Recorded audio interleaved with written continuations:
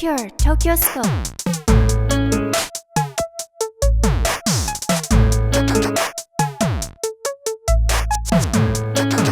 Hello and welcome to episode 130 of the PURE TOKYOSCOPE Podcast. I am Patrick Macias, author of the new book, Mondo Tokyo. And I'm Matt Alt, author of Pure Invention, How Japan Made the Modern World. What's on the agenda today, Patrick? Well, food, folks, and fun. Maybe some news, maybe some things you can use, some things you can't. This is our podcast. We do this every week. We talk about things that are happening in Japanese pop culture, and you get it direct from two bad dudes who live in Tokyo. The Big Mekon, as I often refer to it. It's like food, folks, and fun, minus the food. Sometimes there's fun, but there's always folks. No, there's food, Matt. This week there's a holiday in Japan. It's called White Day. It's actually when white people are supposed to give me chocolate, Matt. I was going to say, I thought it's always White Day in Japan for me, but yes, it is White Day. White Day is the doppelganger, the Japanese doppelganger to Valentine's Day. Japan is known for taking, foreign concepts and ideas and products and improving on them. And putting fried chicken in them as much as possible. Exactly. Well, they took the hallmark holiday of Valentine's Day, which already was kind of a manufactured sort of thing, and they improved it by making another holiday that piggybacks on top of it. For Valentine's Day in Japan, the women are expected to get guys chocolate. It's not the other way around. And on White Day, everything flips. The guy's supposed to get the girl chocolate. Or, if your partner happens to be of the same sex. What happens if your partner's of the same sex? It's really complicated. I'm still struggling to understand how Valentine's Day works in Japan. If someone gives you chocolate, it can be giri choco, obligation chocolates? No, obligation. Obligation chocolates, giri choco, obligation chocolates are kind of archaic now. It was back in the Showa era when people actually worked in offices. Do you remember those? Do you remember work? I don't really remember work. I don't remember offices, but they existed. I heard about this because I saw them in an anime once. But actually, when you were in the office and sometimes people would bring in chocolate and they would bring it in for everybody. Because, remember in grade school, you couldn't just give chocolate to your friends. You had to give it out to everybody in the class. It's kind of like that. Obligatory. So where's my obligatory chocolate, Patrick? You haven't given me any. No, I have to give you honmei choco, which means true feeling chocolates, Matt. It's always about the true feelings between us, man. True feeling chocolates are given to boyfriends, husbands, romantic interests, and fellow podcasters who host the same show. Oh, okay. Got it. Well, I like Godiva. I guess that would mean I have to get you chocolate too. Well, screw that. Forget that. I'm too busy. I've never given anyone anything for White Day. I've never gotten anything for White Day, Matt. This is what it's like. The world is a ghetto. What can I tell you? Is this like White Men Can't Jump? Is that what that movie was about? The Wesley Snipes vehicle? Who was the co-star in that? It was Woody Harrelson. Woody Harrelson is the eponymous white man who can't jump, I suppose, in that. I never saw it. I think I saw it at the drive-in on a double bill with Showgirls. That's my memory. There might have been some sneaking in through a hole in the fence to save the $5 that we couldn't afford to buy a ticket. Are you actually being serious? Did you actually have a drive-in near you? There was one in San Francisco. Yeah, I think it's gone now. There was a hole in the fence that everyone knew about. It was like God, wow. It was like some Manson family shit. Yes, totally. You had to kind of know this place in the woods. It was pretty creepy, actually. I am trying to remember what movies I ever snuck into as a kid. I was a pretty goody two-shoes. I didn't do that, but I remember in college when you had these kind of bored and or high people working at the movie theater, and you could kind of slip in and around and nobody really cared. Oh God, what was it? It was a Larry, I think he was still Larry Fishburne at that time, and Jeff Goldblum were in this kind of weird blaxploitation film. I got it. Deep Cover. Do you remember that? Do what you want, but Boys in the Hood's Larry Fishburne has a new job. You got real lucky today. He's got to think like a criminal. It's not 10 kilos we want 20. I don't trust you. Act like a dealer. Where you moving this stuff? Do Macy's tell gimbals? And be the best cop on these streets. Don't blow your cover. Featuring new music by Dr. Dre.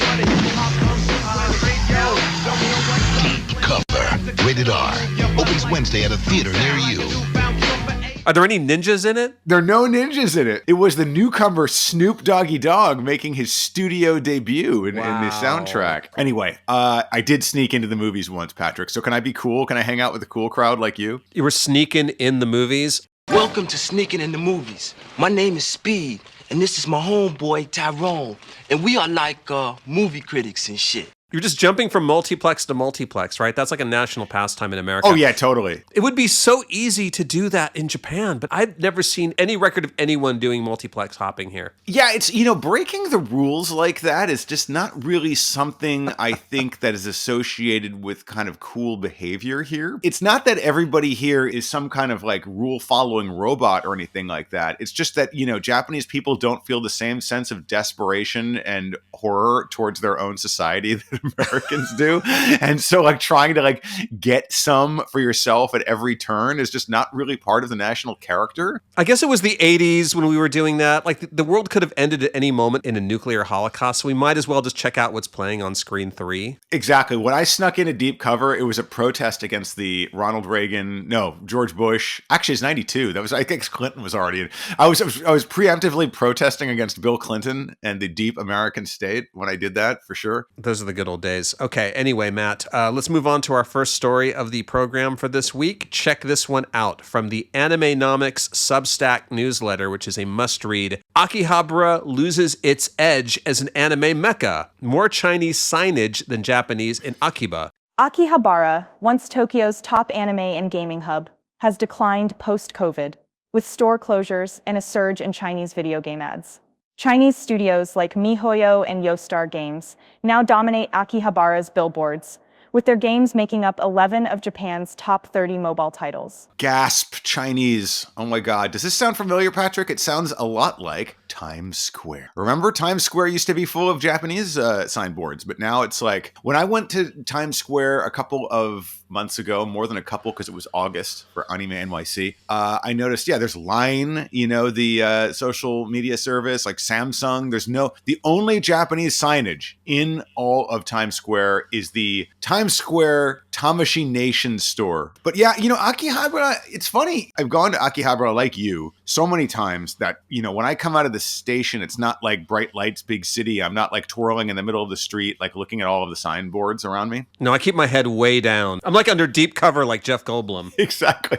You pull your hoodie up. Like that Unabomber police sketch, that's pretty much me when I go to Akihabara. I mean, the signs might be Chinese, but the streets are lined with Japanese touts and like maids who are really trying to like draw you into their illicit dens of cuddle puddles. What do you do in maid cafes anymore? I don't even know. Cuddle puddles and Wagyu beef? I don't know what's going on there. But yes, you definitely feel like people are trying to herd you into like the tourist traps the second you get out of there. Yeah, I mean, things have changed. There's a graph on the Substack article that shows the amount of foreign visitors staying within a 1 kilometer radius of Akihabara Station. And the line for Chinese visitors goes way up, like straight up, starting around January to August 2024. And I was so shocked because like the US visitor line is still really small. And I always see like Mad Max style Australians everywhere I go shouting, "Witness me," but they're not even on this graph. I was out and about downtown yesterday in the Shitamachi area, and I was actually struck by the number of non-English speaking, I think they were European, maybe Eastern European. Like the demographics are always kind of shifting. And I think in the early months and years after pandemic, you saw mainly American, North American, English speaking visitors coming. But now that's kind of shifted a lot because the yen is still very weak. Yeah, they heard it was White Day. They couldn't wait to get over here and give me chocolate. Does that mean Caucasian? It's interesting about the Chinese signage and it's not,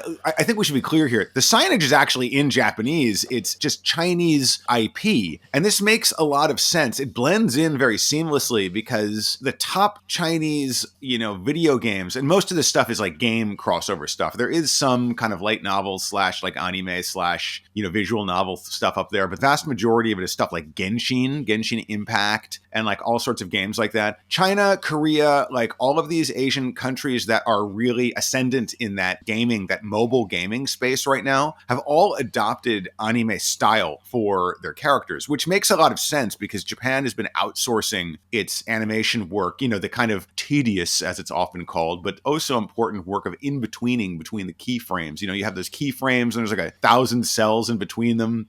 That's the most time-consuming part of making anime, and they outsource that to places like Korea. I've heard sometimes North Korea, China, all sorts of places like that. So like the skill and knowledge and know-how is there. So when China and places like that make, visual novel style games, it's inevitable they're going to use anime characters. And since they're influenced by Japan, I guess putting up a billboard in Akihabara is like a real badge of honor. That's my sense of it. 11 of the top 30 best-selling games in Japan right now are Chinese. And there's also this new kind of shonen anime style thing from China called Super Cube. And it has like a bunch of like these super kinetic fight scenes. And it kind of reminded me of like a Hong Kong movie approach to like Naruto or My Hero Academia, like amazing fight sequences, amazing staging that kind of breaks with tradition over here. Oh, I like this fractured English description of Super Cube. He got a mysterious cube accidentally and started his venture with superpowers. It's like gleaming the cube, right? Well, it reminds me of the awesome English that's on the side of like kind of bootleg, Macross toys from the 80s and things like that. An ordinary boy won the affection of his goddess and thus pissed off a gang leader. I didn't make that up. That's literally the description on IMDb, people. So that means it's real. To hear the rest of this episode, sign up for Pure Tokyoscope Patreon. You'll get access to full episodes, bonus video content, our Discord server, and an archive of past episodes. Head over to patreon.com/Tokyoscope Podcast to subscribe today.